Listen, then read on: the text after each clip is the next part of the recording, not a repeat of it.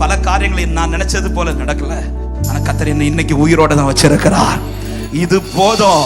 இதற்கு பிற்பாடு கர்த்தர் எனக்கு ஒரு மேன்மையை வைத்திருக்கிறார் என்று விசுவாசிக்கிறவங்க சத்தமாய் எல் ஷடாய் ஆராதிப்பே, எலோஹீம் ஆராதிப்பே, அடோனாய் ஆராதிப்பே, இயேசுவா. நீங்க மட்டும் பாடுங்க, L Shaddai, L Shaddai. Thank you Jesus. Oh thank you Abba. Adonai இயேசுவா. விரும்பி ஆராதிங்க, விடாம ஆராதிங்க. தேவனை ஆராதிக்கிறதுல எனக்கு விருப்பம் உண்டாகணும். தேவனை ஆராதிக்கிறதுல நான் விடாம இருக்கணும்.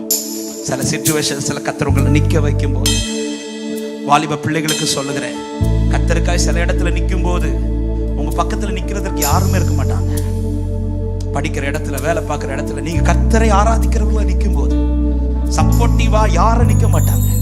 அந்த இடத்துல நீங்கள் பின்வாங்கி யாரை ஆராதிக்கிறோம் என்பதை மறக்காமல் அதிலே நில்லுங்கள்.